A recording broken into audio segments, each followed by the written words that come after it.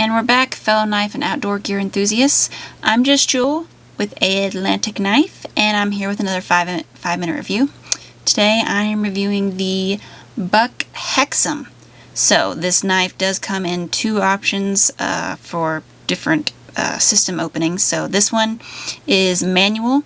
It comes in this black ejection molded handle style, as well as a gray and orange combo.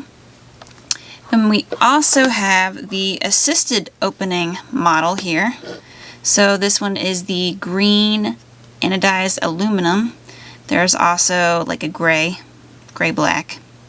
So I'll give you the specs on the manual one first, and then I'll show you how the assisted one opens. So this is 8.46 inches overall with a 3.33 inch 7CR 13 MOV drop point blade. It's got the flat grind here. It's got a satin finish, plain edge. Handle is 5.13 inches. As I mentioned, it is the like a polymer, injection molded plastic here. So it's got a flipper here for one hand opening. You do have to engage the lock in order to open it, so there it is. Now, sometimes you can go just a little slower, and it's got this ridging here, so if you don't deploy it all the way, you can just flip it open all the way like that. So, no liners, no frame lock. That's how you open it. It's also got a tip up, like a black kind of oxide finish pocket clip. I'd like to say it's a pretty good opener. Not crazy about, I don't like the holding the button lock thing because I'm not super great at it, but it does work. C prefers the manual opening one. I, however, prefer the assisted opening, so let's show you that one. You can use one hand to close this, by the way. I just don't, but you can. I can show you. Look, there's it open. And then one hand closes it. So if you're looking for a one-hand opening knife, this could definitely be your pick. So here is the assisted opening model. So I'll move this so you can watch. It's definitely got more kick to it, I have to say. So this has the same exact specs. It's 8.46 and 8.46 inches overall. It's got the 3.33 inch blade, 7CR. This one has a stonewash finish.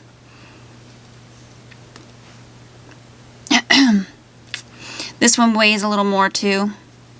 It's 5.3 ounces, I think, instead of the 4.3 of the ejection molded. So there's an ounce difference. They call this a bar lock, which I just call it a slide lock because you gotta slide it, but bar lock works too. So there's you can see, really jumps to attention. So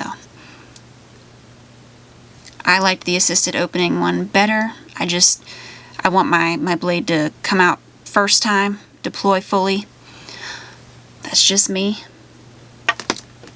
I'm not crazy about the anodized aluminum handle here. It does have a little bit of milling, so it does give you a little grip, but I just think it's a little too smooth for my taste. Kind of reminds me of like a Gerber highbrow type of feel where it's got that aluminum. It's not as smooth as that because it does have this milling here, but it's got the pocket clip too, so you're covered on the carry options. I do wish it had a lanyard hole, but once again, that's just me. Some people don't use lanyards, so to each his own. Very fun to open, I will give it that. Very like fidget friendly fun here.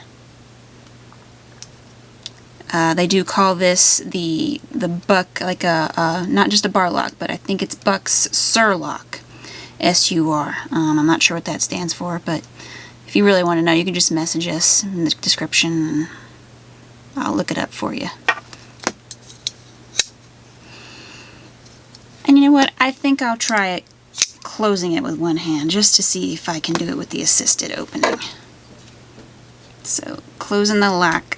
There we go, look at that. Took a little more effort because it kind of jumps, but you can do it in a pinch. I wouldn't recommend it, but you can do it. So it's got the washers, operates on the washers, the pivot, tip up like a right hand pocket clip, so it's not reversible. Sorry lefties, that would be me. Alright, so overall this is a pretty good budget knife from Buck. I do like the options. I'm more of the assisted opening, but there is the manual, which works just as well. So, I am Just Jul with a landing knife. This was the Buck Hexam, and I am signing off.